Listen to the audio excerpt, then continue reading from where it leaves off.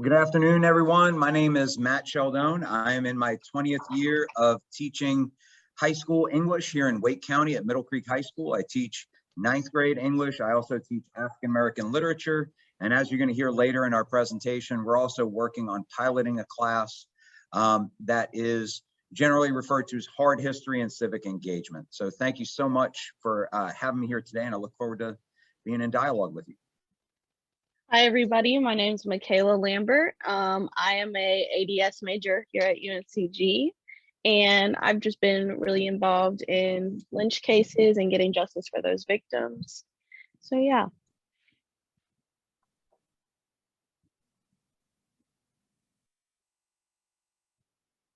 Did anyone else need to do introductions?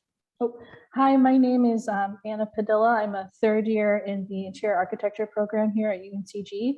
And currently my class is in the process of designing a memorial and museum and education space for Greensboro or Guilford County's lynching victim, Eugene Hairston.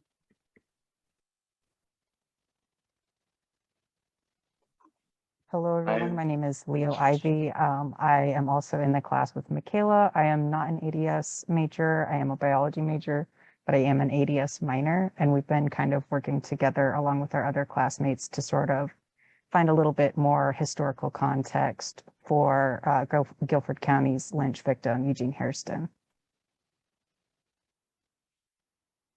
I'm Braden Stamps. I'm also in the ADS class. I've been a part of, as Leo said, trying to piece together this narrative and gather all the facts so that this class may help make the structure. Hi, my name is Coryanna Jefferies, and I am also a part of the ADS class. We are focusing on the background of Eugene Hairston, and as Braden said, collecting all the facts in order for the other class to create their memorial.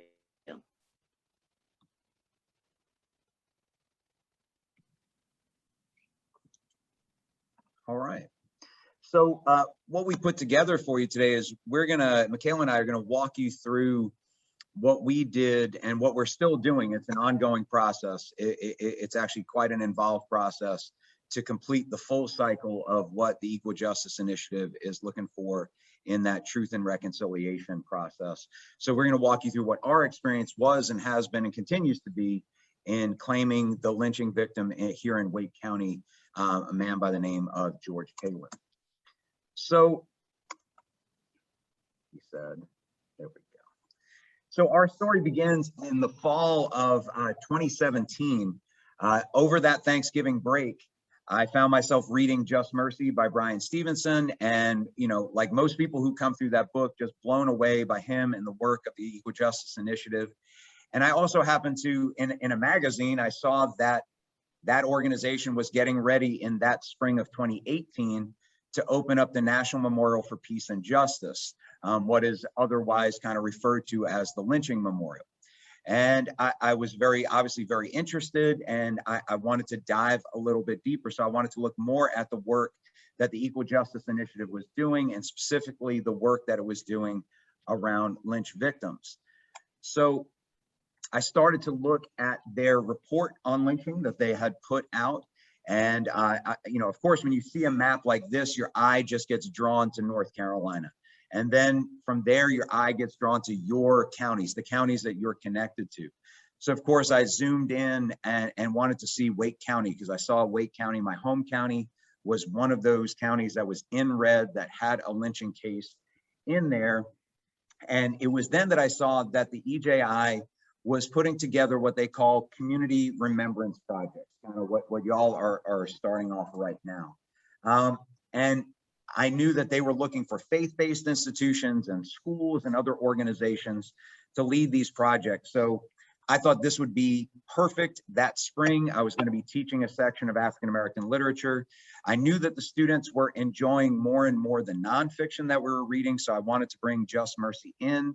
And I thought that, this project, researching this case and being a part of the Community Remembrance Project, would really kind of tie everything together for the students. So I reached out to the Equal Justice Initiative. I let them know that I was interested, and come to find out, excuse me, that there were already 2 schools that within about, I think it was only about 2 weeks difference of time, had reached out and had offered to participate in that community remembrance project as well.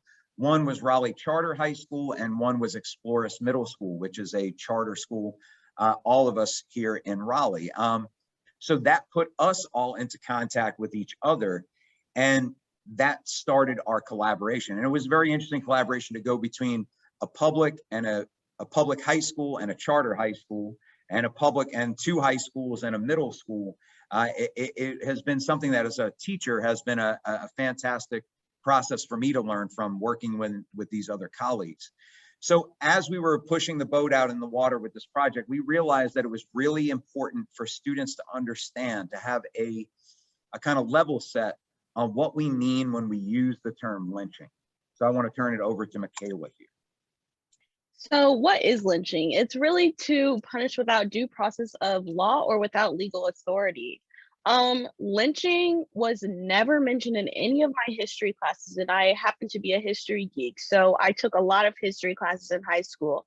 And despite learning about the Civil War, you know, the Reconstruction era, and just a lot of other things in history, the struggles and the harm done to Black Americans was never mentioned. So learning about it in my African American literature class for the first time was very shocking. But the way we learned about it made all the difference. So when we started talking about lynching and looking at our particular case with George Taylor, as you know, the Equal Justice Initiative will provide you with whatever information they have about your specific case, but we wanted to go further. So we used a resource that I can't hype up enough called the Red Record. It's a reference to the work of Ida B. Wells that's being done by the history department over at UNC Chapel Hill. Actually, we've now provided them with information, and they're referencing the work of Middle Creek students in what they've got posted up there about our specific case. But we got what information they had available at the time. We looked into newspaper reporting. We did deep dives in the North Carolina State Archives. We pulled land records, ownership of different parcels of land, to really try and figure out what happened that day in this particular case. We wanted to have a narrative of the lynching that could be substantiated in as many different first-person accounts in primary source documents as possible. So once we did that, we were able to come up with the narrative that Mikhaila is going to share with you. So on November 5th, 1918, in what is now Roseville, North Carolina, George Taylor was accused of assaulting a white woman, and the only evidence they had against him was the sound of his voice. He was taken from police custody and held for hours until the mob of over 300 people assembled. The next day, he was found hanging upside down from a tree by the road with over 100 bullet and knife wounds. A jury of 30 community members, which were both Black and white, was convened, but no perpetrators were identified and no charges were filed. So having that narrative and figuring out, there were key terms in the narrative and in different sources we had about the physical location of where this happened. And we even went into doing some oral histories and talking to folks in the community. And it was very interesting. All of the white members of the community that we spoke to and asked about this, to a person, they said they had never heard about this lynching that had happened in their community. And every Black person that we spoke to, they said, of course I've heard of that. My father told me about that. My grandfather told me about that. We even had a 99-year-old woman say, I'll be glad to show you where it happened. And we did. We went and picked her up and drove and took to the spot. And we didn't tell her, you know, we wanted to kind of test our theory out. We had a theory of where we thought this happened. And she said, I'll take you right down there. And darn if she didn't take us right to the spot that we had already triangulated using that research. So as you know, with the Community Remembrance Project, you know, the EJI wants you to do a soil collection from the site or as close to the site as humanly possible. So we reached out to the landowner, the current landowner. So the current landowner, his family was not connected to this plot of land back when this the lynching actually occurred. They owned this land generations after it actually happened. And when we reached out to them, the landowner immediately said, yeah, I know about that. And I've been waiting for somebody to ask me about it. And at first, he offered to let us come down there and have a ceremony and to do the soil collection. And then they had Sunday dinner and the whole family got together. And it was actually the younger, more current contemporary generations of the family that told the actual landowner who we had originally talked to, don't let them on your property. And we had told them, we said, we will never, even though we would be doing a ceremony, it was not going to be a publicly announced, there wasn't going to be news there.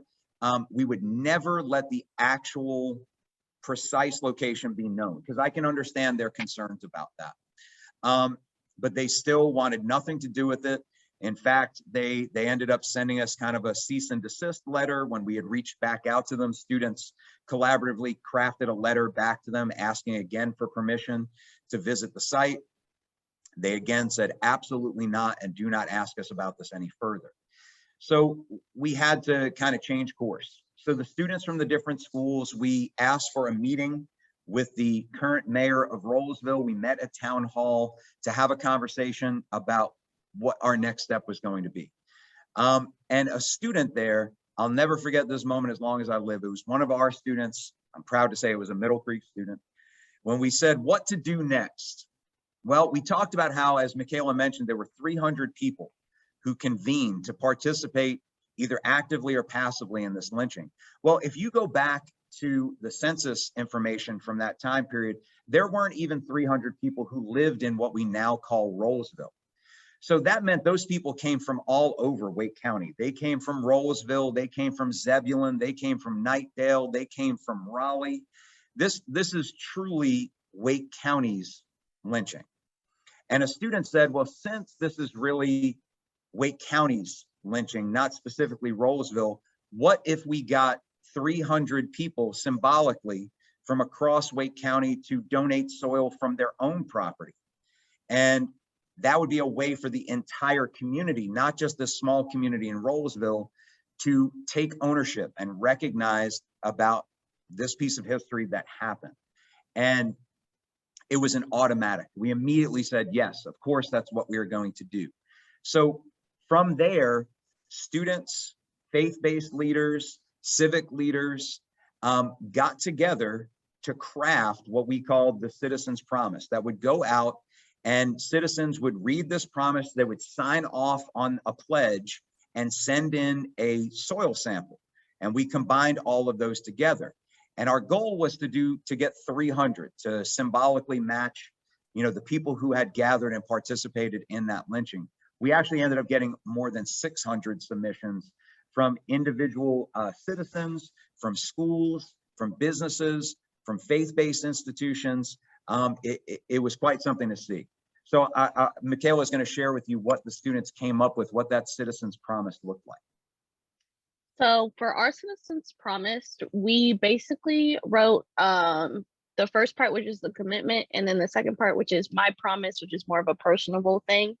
So the first part says, a core goal of this remembrance is for each participant to make a personal and meaningful commitment to help end racial inequality and social justice. As we each contribute soil, we make the pledge to remember all those who have been victims of any injustice. We choose to create an opportunity for reconciliation in our community. We promise to no longer remain silent or passive in the face of white supremacy, racial hatred, or any social injustice. So that's what citizens signed off on, and they sent that soil in. And you know, that was only the start of where we wanted to go with this. I knew as a teacher, to really bring this home for students, we needed to go to Montgomery. We needed to go visit the National Memorial for Peace and Justice. We needed to visit the folks at EJI. They were kind enough to open their doors to us, and we had a meeting there where we were able to officially present them with the soil that we had gathered. And then while we were there, you know, we had to go to places like Dexter Avenue Baptist Church, where Dr. King was the pastor. We had to go to the Freedom Rides Museum. But I just want to share, here's some images from the museum, and Mikhaila is going to talk to you about the student side of this. So, you know, Montgomery, Alabama, that's like in Alabama. So I was talking to my mom. I was like, hey, can I go to Alabama and go do this work? She was like, absolutely not, because it's Alabama. But we convinced her and she let me go, and it was a really great experience. Both of our classes went to Montgomery, Alabama to see the National Memorial for Peace and Justice. And it's just a really huge place and a really powerful and emotional place to be at. There was a lot of panels. And so we actually had to really look for George Taylor's and Wake County's panel. But once we saw it, we all kind of gathered around there and we were all kind of like, wow, that's our county. We live here. Like, this is our Lynch case. And something about, I think is so brilliant from an architectural standpoint at the memorial is you would assume that they would put all of the panels in state order and then maybe alphabetical by county, but they don't. And because they know that people are going to come there, obviously they're going to look for counties that they are personally connected to. And by not putting them in any kind of perceivable order, it forces you as the visitor to look at every panel.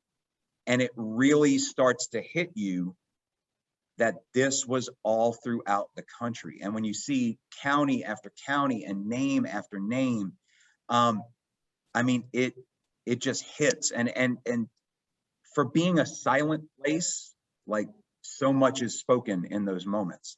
From the architectural standpoint, something I would also throw out there, I know that the architecture of this memorial was very much inspired by the Nanjing Massacre Memorial, which I work with another organization called Go Global NC that takes teachers around the world, and I've visited that memorial as well. And the parallels between the two are stunning. The soil, they actually got the idea for that from Nanjing. They have these soil jars throughout that memorial. And I immediately, when I saw that in Nanjing, I went to Nanjing after I'd been to Montgomery. It brought me right back there. So this was us delivering our soil to the folks at the EJI. So Mikhaila, why don't you talk a little bit about that? Yeah, so basically we had two different classes, and one of them laid the research foundation. They found out a lot about the story and they pieced everything together. And my class actually put that research into action. We collected the soil and we delivered it to the EJI. While we were at the EJI, we actually got to talk to a lot of Black lawyers. We got to hear what cases they were working on, and just like a lot of the stuff they were doing to help the community up there.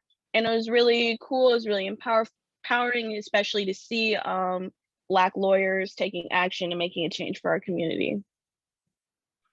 I can also throw in there, it was wild to walk through the EJI's offices, and there was one office door that was open and there was just the desk with lots of papers everywhere. And they were like, yeah, that's Brian's office. He's not here today. It'd be nice if he was here. I was like, it's Brian Stevenson's office, right? I mean, I'm a bit of a fanboy. And it was kind of wild to go, wait, he's just a real person.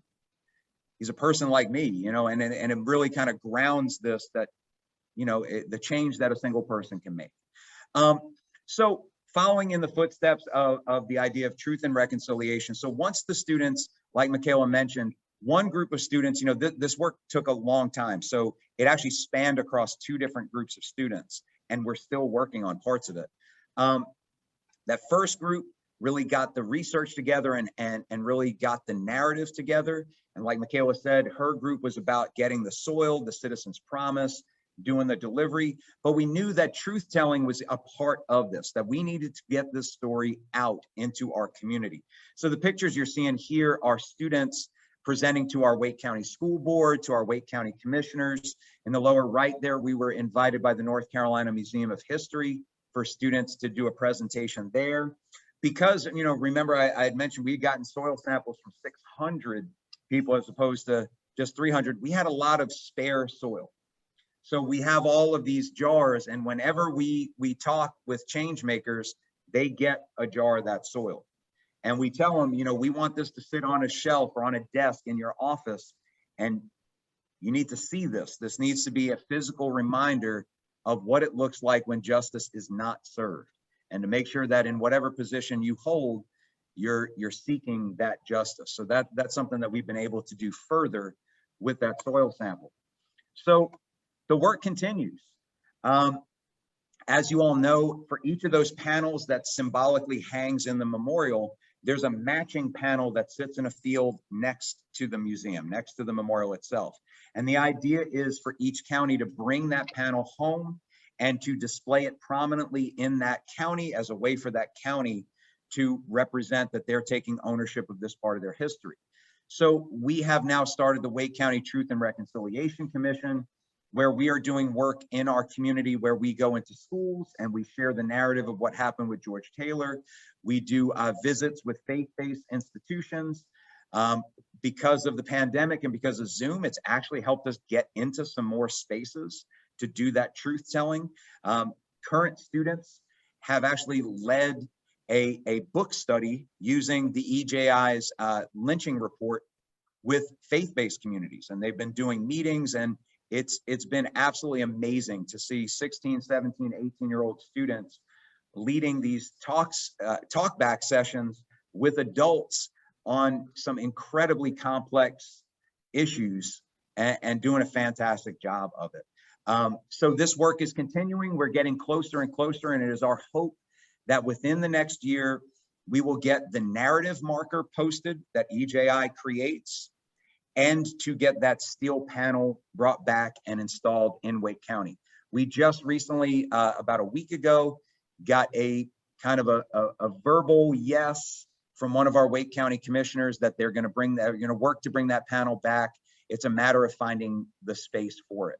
We're actually thinking about it, and to maybe give y'all an idea for y'all's panel, we have the Wake County Justice Center, which is basically the Wake County Courthouse. There was a thought of possibly installing it in the lobby at the Wake County Justice Center. That would, sadly, you have to think about things about like protecting it, because there's a concern of vandalism. You know, sadly, there's that sign down in Mississippi regarding the Emmett Till case that they have to constantly replace because it gets vandalized. So we're thinking about that. So having it in the lobby, there's going to be literally a security guard sitting a few paces away from it at all times.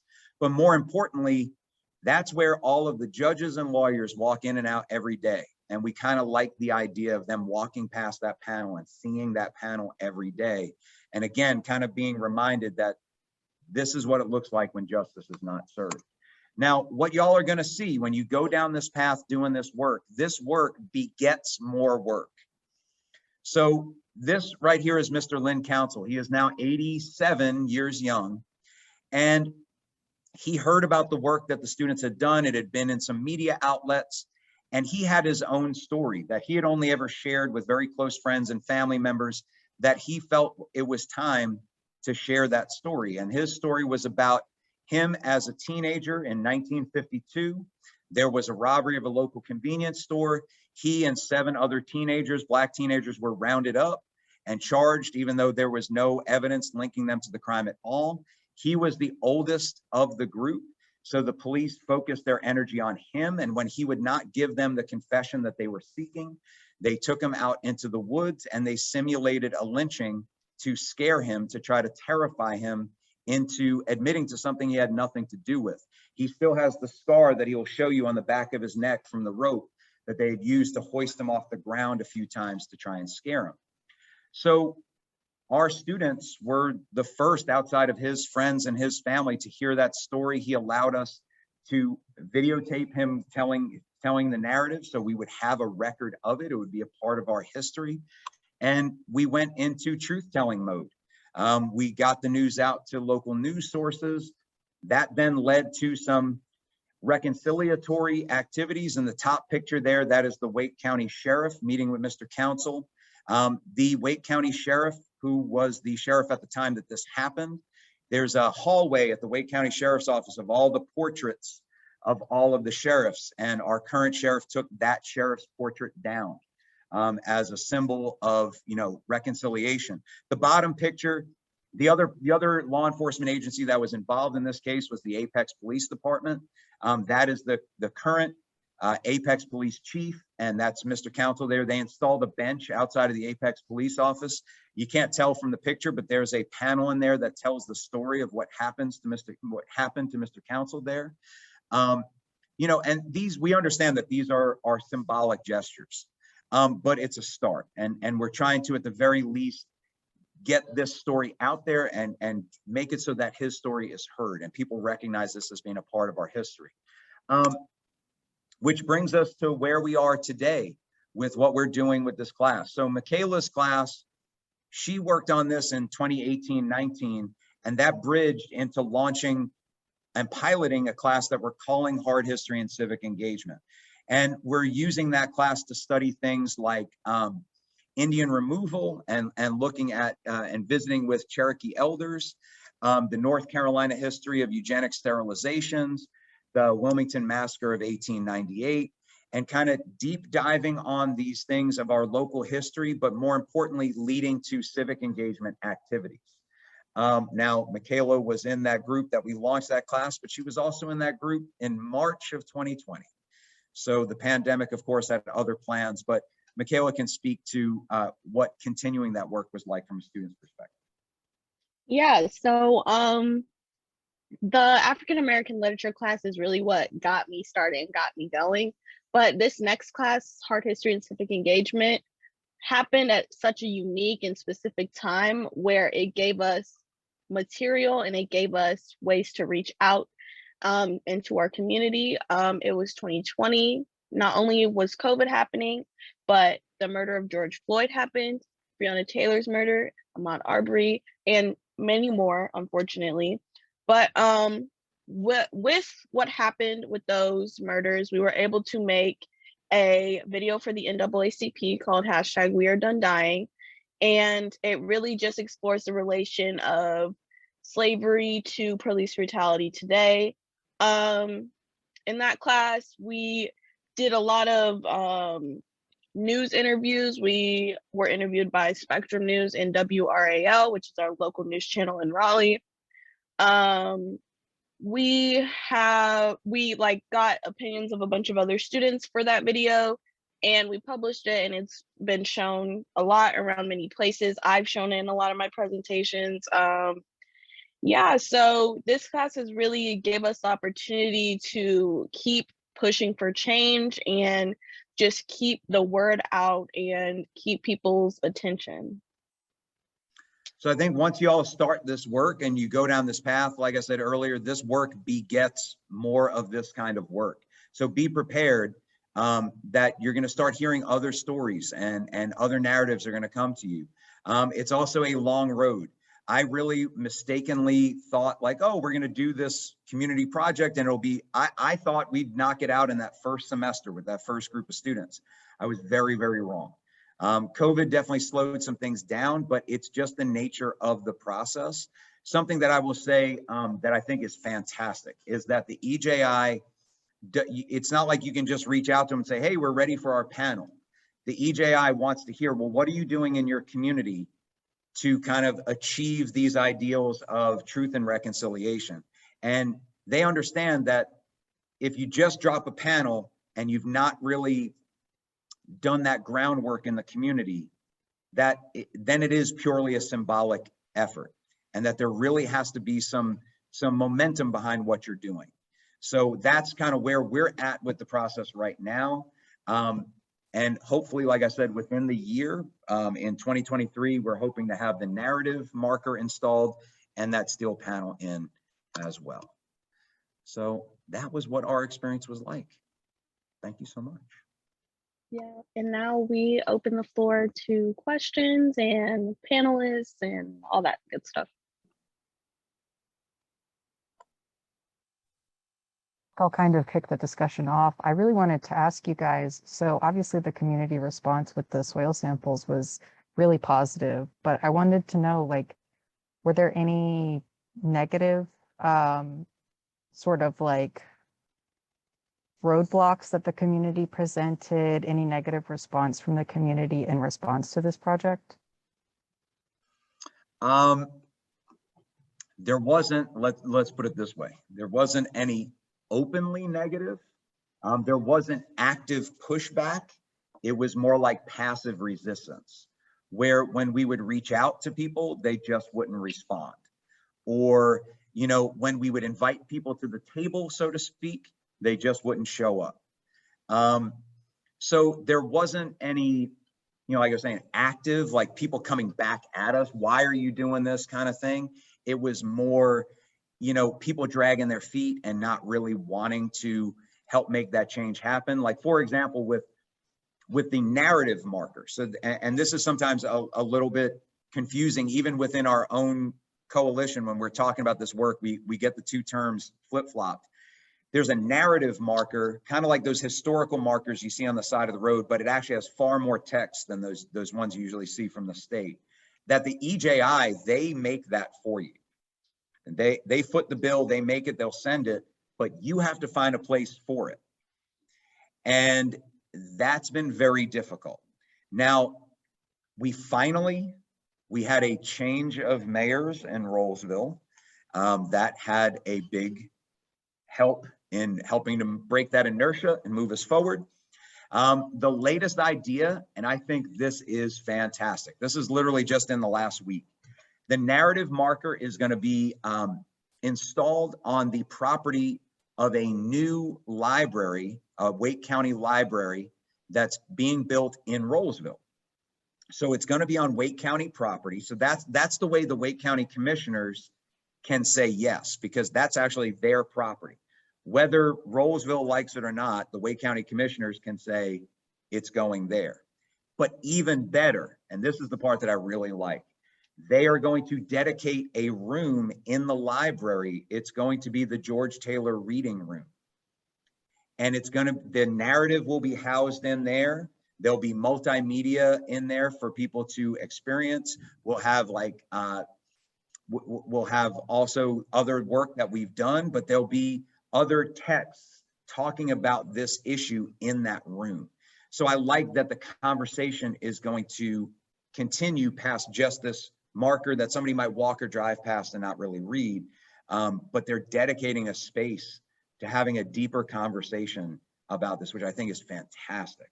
So that would be in the community of Roseville, and then the panel would actually be in Raleigh in the Wake County Justice Center. And it kind of makes sense because the panel reads Wake County. It doesn't say Roseville. And the narrative marker is going to speak more specifically about what happened directly in that community. But that's a long way of saying, yeah, there was definitely some negative energy. It wasn't active negative energy, it was passive negative energy.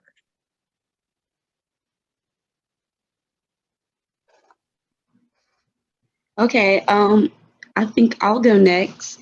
I just want to say that you guys are doing a very profound job at trying to get this project kicked off. I just wanted to know, is there any point during this project that you felt like you were over your head? And if so, when? And what did you do? Mikhaila, speak to that from a student's perspective. How did it feel when in your African-American lit class, it was like, hey guys, guess what we're gonna do? I feel like for me, it was more so I love the trip to Montgomery, but for me, it was like, we're really going to Montgomery. Like, that's what's gonna happen. Oh, okay, let's go. It was just like, oh crap, this is for real. Like, we're actually going and we're delivering the soil and we're going to these museums, which are like unother any museum you have ever seen. I promise you, like, those are some heavy museums.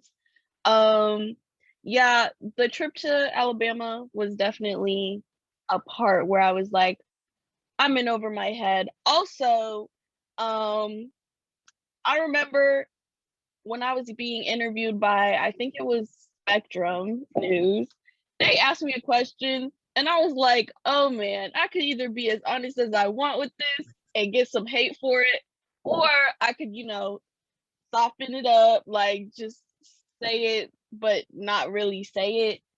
But so I said what I needed to say, but it was still like, oh Lord, I know it could possibly get pushback. So yeah, those are like some times. And I definitely felt in over my head because even though at that point I'd been teaching for 17, 18 years, I had never done anything like this. So I had no roadmap. And because we started this project literally within months of the National Memorial for Peace and Justice opening. So there weren't many models of that community remembrance project out there. So when I would reach out to folks at the EJI and say, how do you think I should proceed?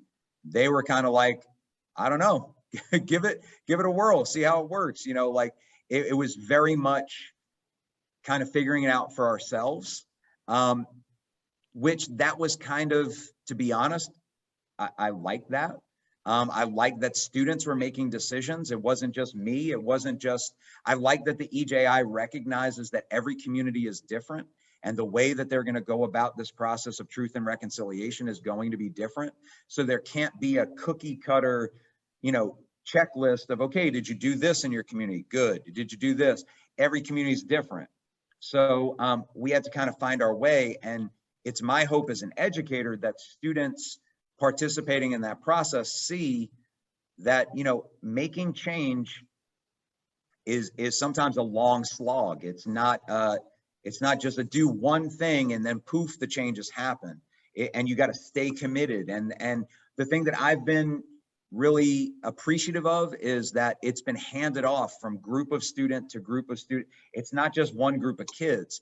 I think, and I may be wrong, Mikhaila, but you can correct me, that like you heard from the students before you about doing this work, and that probably got a little fire lit under you about wanting to do this work. And then other students heard from y'all about what it was like to do this work.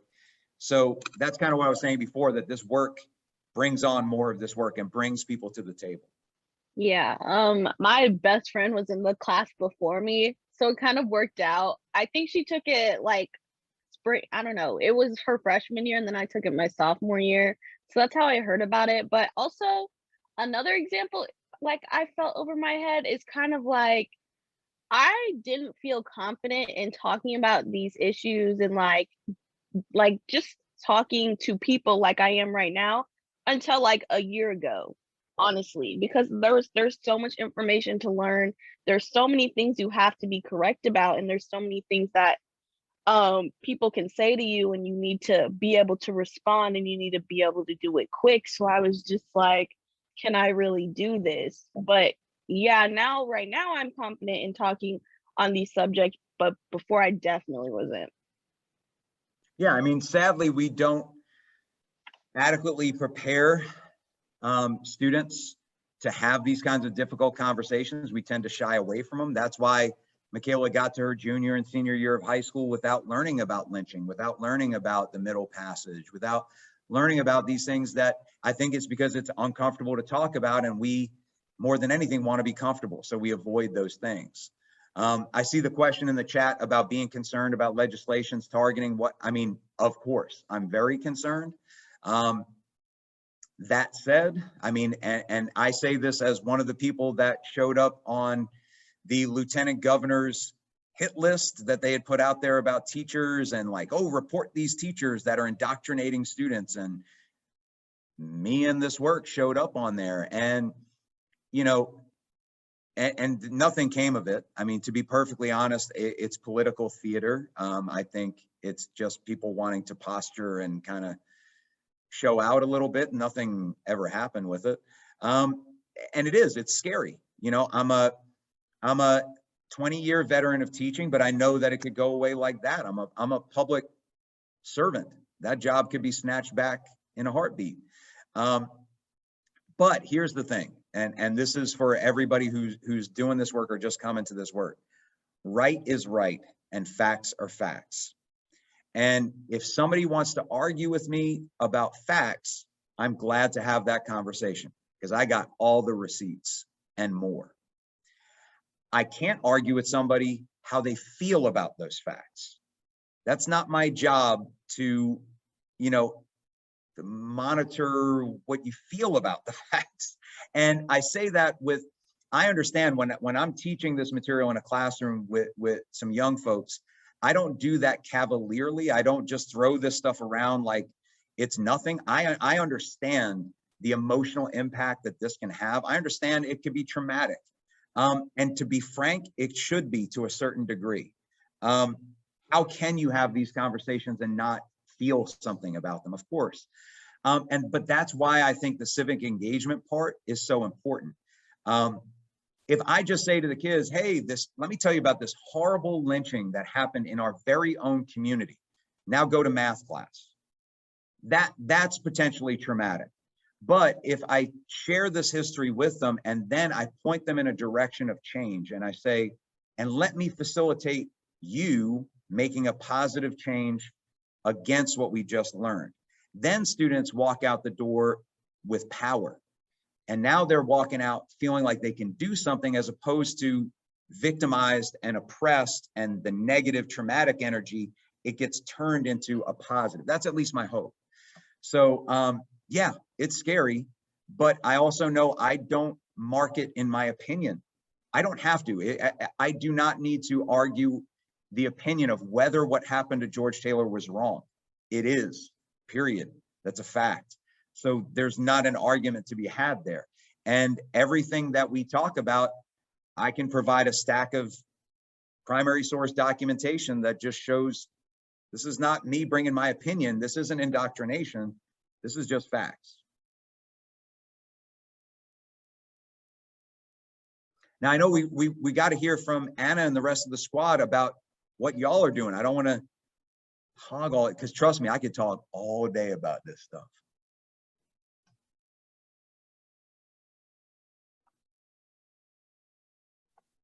So Anna, I'm not sure if you wanted to go first, but we could also go first. Either way is fine. Sure. No, I'm totally fine. So what we've been doing in regards to what in regards to Guilford County, we are, thanks to the efforts of the Guilford County Remembrance Project, we have and scholars like Deborah Barnes, we have a lot of background information to aid in our research as to what our studio class in interior architecture is participating in. This year, our studio is a collaboration really between the students and professors from interior architecture and the African American Diaspora Studies program. And through this exchange, our work is going to be focusing on designing a museum, education center, and a museum and an education center to honor and showcase the lynching monument for Eugene Hairston, who was 17 years old at the time, and when he was lynched in 1887. And I think he was accused, I believe, of either raping or assaulting a white woman about his age. And so, you know, a lot of these stories we have learned through our research have really kind of affected the way that we are approaching the design of our spaces. Typically, you know, we look at how a space affects a human, how they interact with those things. But because of this particular subject matter, we're also looking at how the space that we're creating for the marker affects the environment of not just the community at a local level, but how it could affect the environment of this particular subject matter at a national level as well. So as we are going through, we're taking references from everything that we've learned from the AADS program and everything the students have come and researched, and we're utilizing all of those all of that information to create our own interpretation of what a museum and education center could look like in Guilford County. There's actually a space at 300 North Church Street in Greensboro that has already been selected, I believe, by the Guilford County Remembrance Project and as a future site to hopefully house Eugene's marker and this future site, hopefully. But even if our work isn't utilized in the actual creation of the site, at least there's precedent for the work to begin, and we're able to at least visually communicate the effects of lynching and how those effects have kind of expanded throughout the community and the county itself.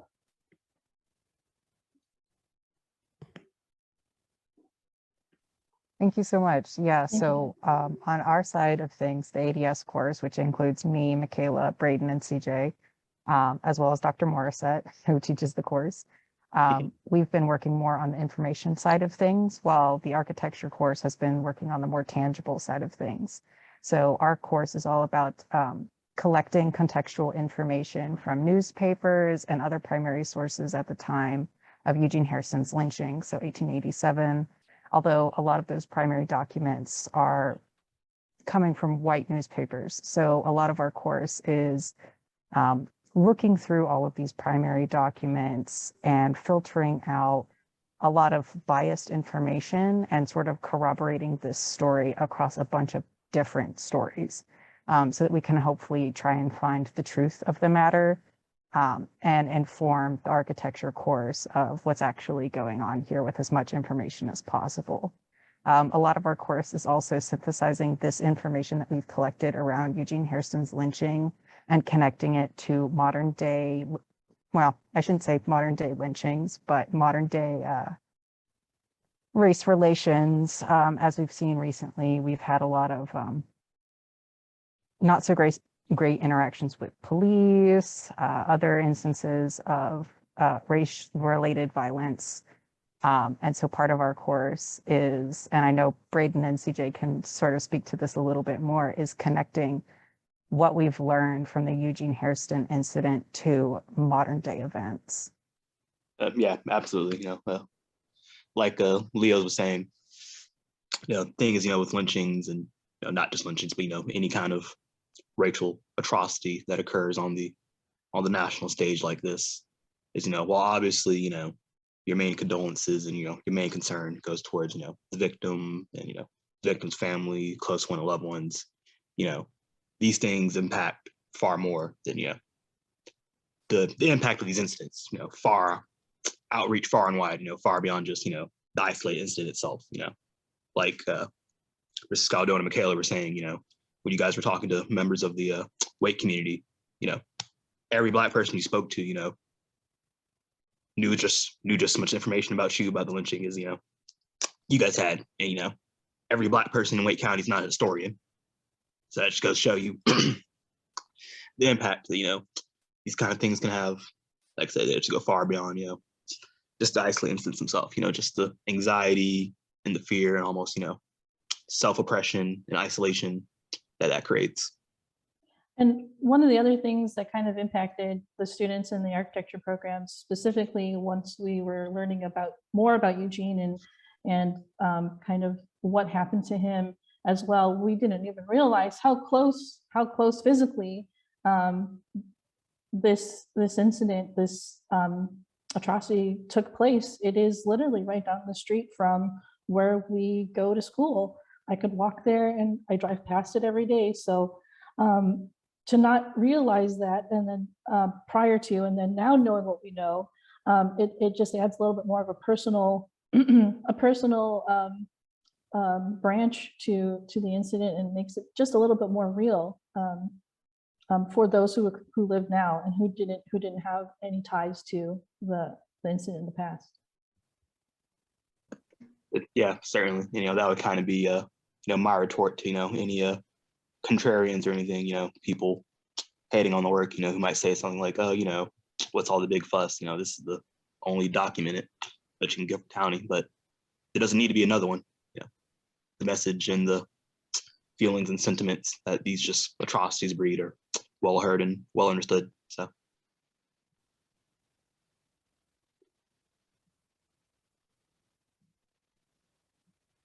Well, on the screen there is mine and Mikhaila's email, and I really want to invite anybody, if you have any questions about, where we're at with our process, because buckle up, it's going to be a little while. It takes a minute to get through it, and if you need any feedback or any information about anything, clarifying points, I'd be glad to answer those questions. So please feel free to send me an email. But I want to thank you all so much for having us here today, and I'm so glad and proud to be in solidarity and collaboration with y'all. I'm glad to see the work spreading. Thank you all. Thank you. And then hopefully maybe at the end of the semester, we'll be able to Thank you. showcase our work as well for everyone. Oh, I'm coming to visit. I know for the design part, I can't wait to come and see. So yeah, Well, I'm so glad I'm going to get to see kind of the full scope of the project. excellent.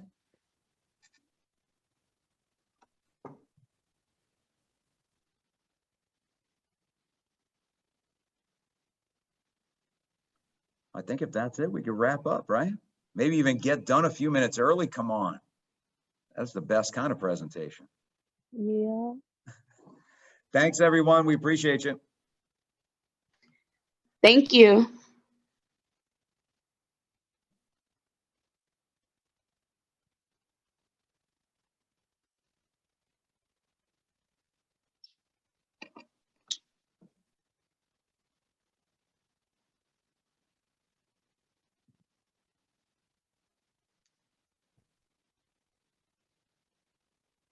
Did Dr. Morrissette already leave? I think Good she might have. question. Yes, she Yes. probably had to go to the The end, next one. Oh, yeah, Yeah, the next one. whatever that one is. Okay, well, thank But- you all for being here. It was really awesome to have you here and to have you speak with us. It's absolutely fascinating to hear about your work. I'm honestly so amazed and inspired. Hopefully what we're doing can come somewhere close to what you guys have been able to accomplish. Listen, any work is good work, I'm telling you. And that's the thing is it's breaking that inertia and getting the wheels turning. And it's going to feel at first like nothing's happening because it's kind of really slow to get moving. But then, there comes a point where you get to like critical mass and you get enough people behind it and you get enough minds and hearts getting turned that things really start happening. So just hang in there with it. Yeah, it's coming. It's coming. Awesome. Well, thank you guys so much. And thank you, Dr. Barnes, for being here. It's good to see you. Oh, yes, I know Dr. Barnes wanted to speak as well. Yeah. I think you're still muted, muted. Dr. Barnes. That's the phrase of the year. Still muted. Hold on. There you go. There you go. There you go. I don't have to say anything, but I did want to say anything. But if the session's over, No, you're good. Go ahead. okay, I couldn't see the time. First, I want to say this is my idea of education at its best. When you do something that really matters in your community and you're really invested in it versus sort of memorizing some principles. But I wanted to co-sign something that Matthew said about the complexity of this project, because I wasn't prepared for that either. And we've been doing it for a number of years. And one small correction, we haven't picked out a location, but what I did was to show Asha some places where I thought it would be good to go. Yeah. But no one in the city of Greensboro has co-signed that with me so far. But what I wanted to say about the complexity of this process is their pedagogic intention in having you follow through, and that they don't want you to simply say, yeah, we should have a marker, and That's then right. slap the marker up, and there's absolutely no effort, there's no change in race relations in your area. And so the whole idea of engaging lots of people in the process is the point, more so than the marker.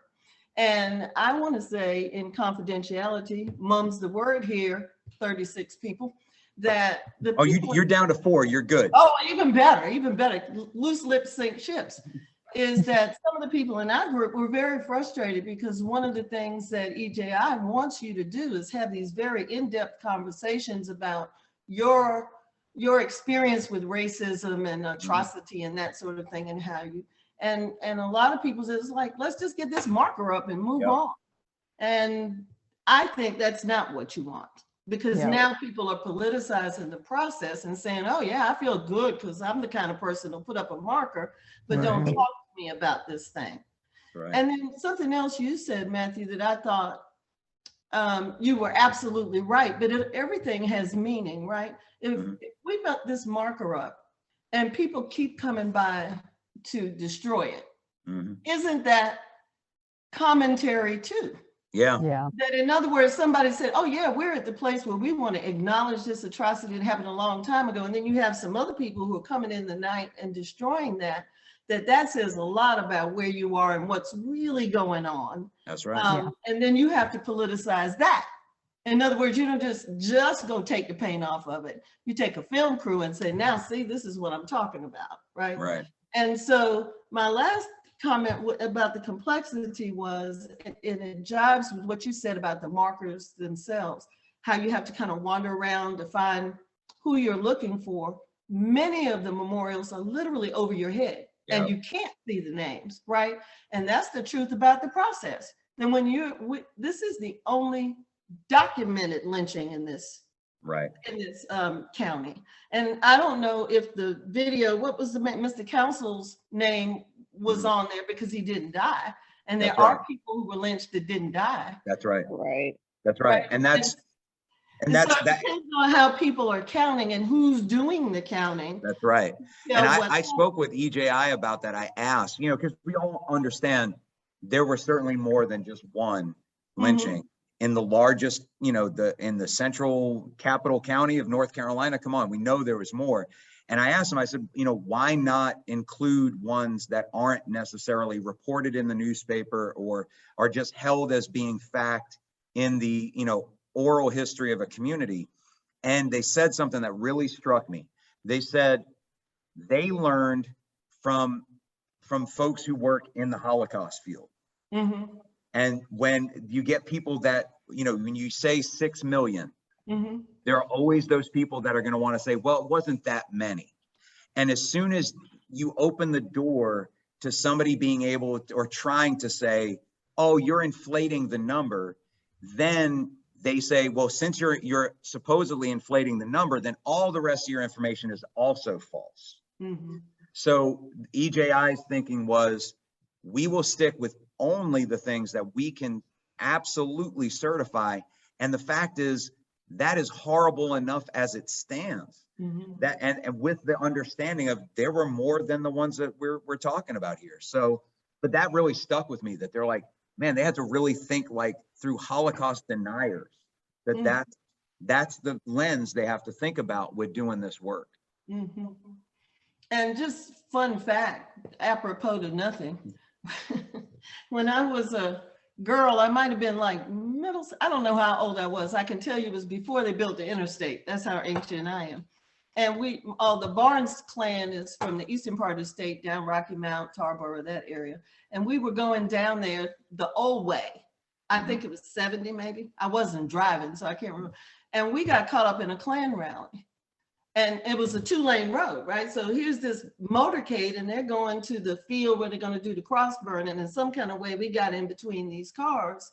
And when and they're dressed in, not in what people call sheets, not that. They had on like military looking with helmets and billy clubs and stuff. And so it took us a minute to understand it was the Klan, except they had all kinds of stuff on their bumpers. And that's in my lifetime, and that was terrifying. And the one thing that we knew is if we found ourselves on that road after dark, then we might become a victim. Would we become a victim of lynching? Probably not, but we might become a victim of racial murder. Sure.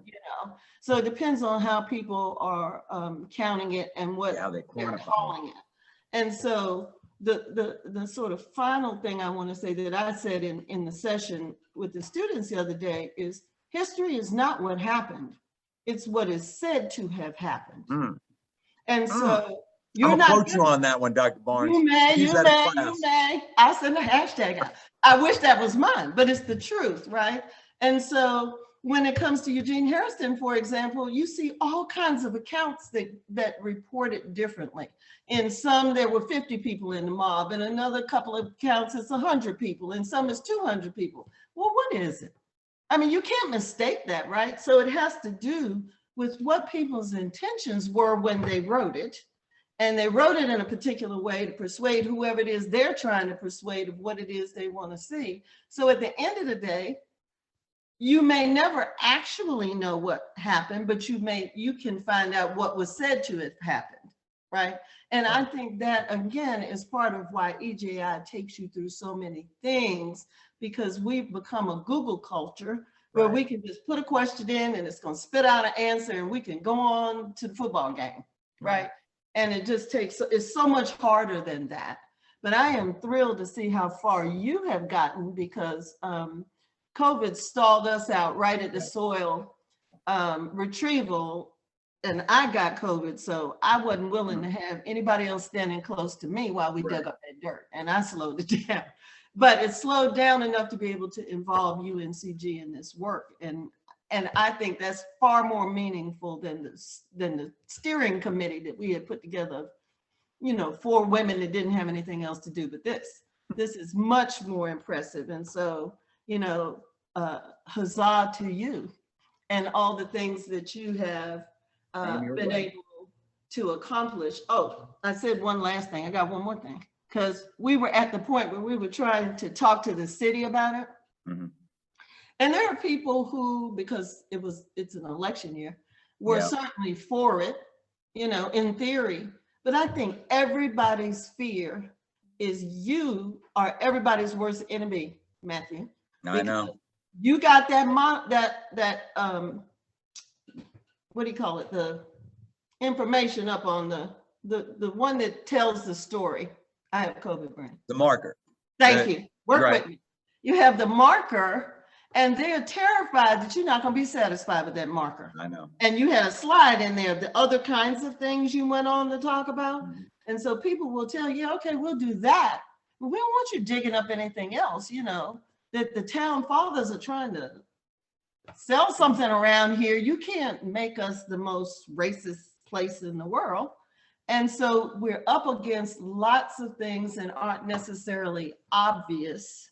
And you have to, and that's good practice for students too, because if it's easily done, you probably didn't do it right. That's right. That's right. And if you enjoyed doing it, you probably didn't do it right. That's right. You gotta break it down. But thank you for. Absolutely. Thank you all for having us. Mm-hmm. Thank you all for having And us. actually, I'm sorry if I'm taking up anyone's time, and if so, please stop me.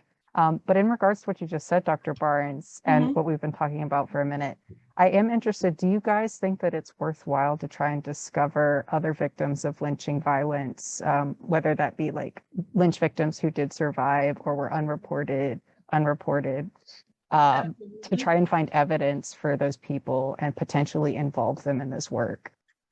Absolutely.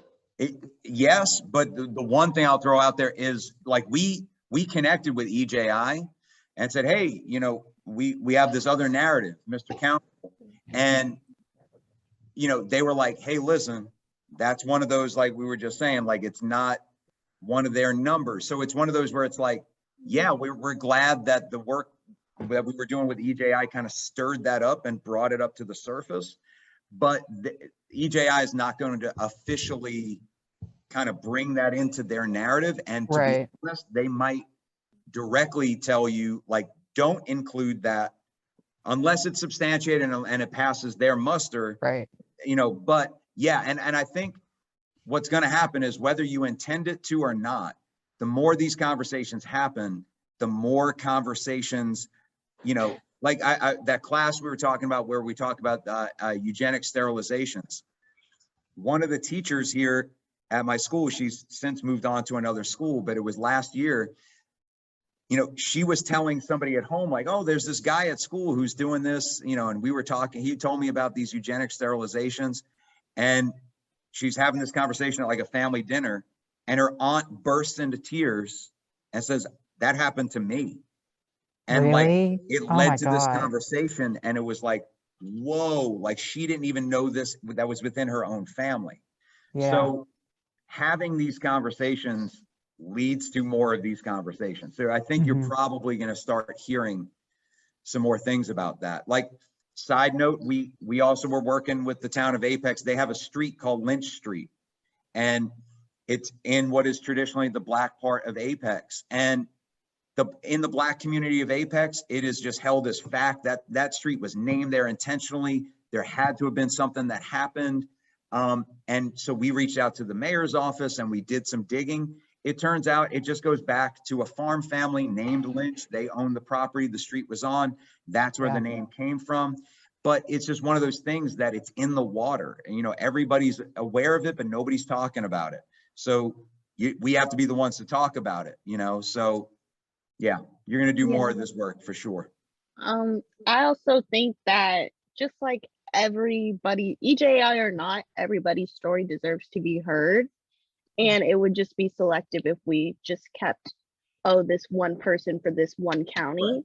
If someone else is coming out with a story or something that happened to them and their family, I think it's necessary to share that story with the public and get it out there. And that's, you know, we did that with Mr. Council. It's just, Right. his narrative is not necessarily a part of the George Taylor narrative, but we're already, you know, like I was saying, you're already doing the work. You've already got the connections. You know, the newspaper and WRAL had already done some work on our George Taylor stuff. So we were able to reach out and say, hey, I got another story for you. You know, Right. so even though we didn't roll that into our EJI work, the story's still getting told. So it's still out there. All right. Thank you so much for that Absolutely. advice. Yo, I I have to think pick there's up my a- son from soccer tryout, so I got to head out. But thank you all All right. so much for inviting us. I really appreciate Yeah. it. Thank you so much. All right, y'all, Thank you take care. guys. Okay, thank you.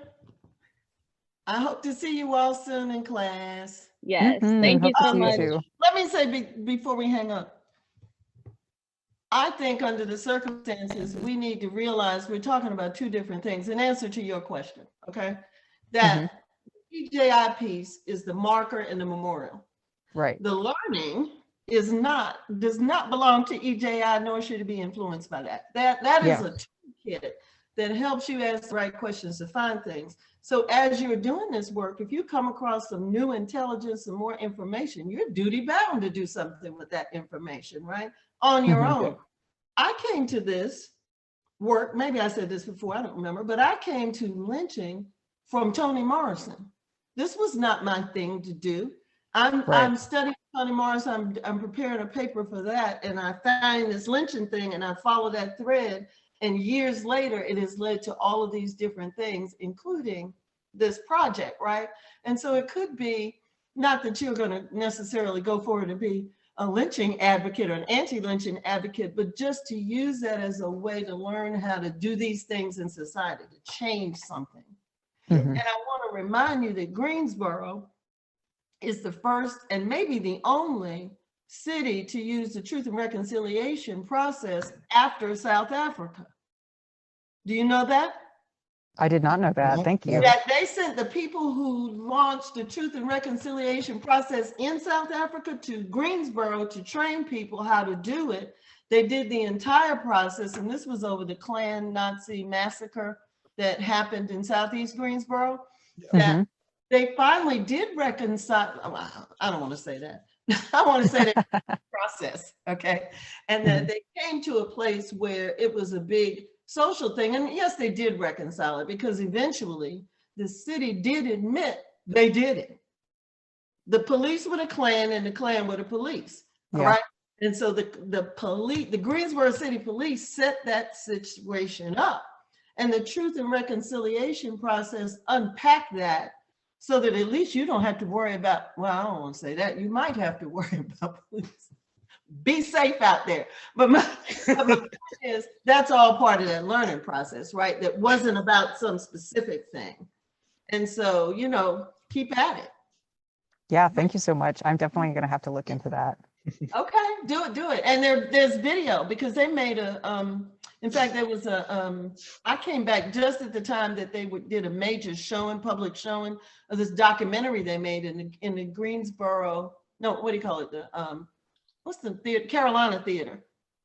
And the head Klansman, or one of the Klansmen who was the head at that time that led the shooting, came to the movie. Did I say this the other day? No? I don't think so. He was sitting 2 rows behind me because one of my best friends was part of that process. She had done the committee and she told me who he was. And I was like, oh Lord, they're gonna start shooting in here. My God.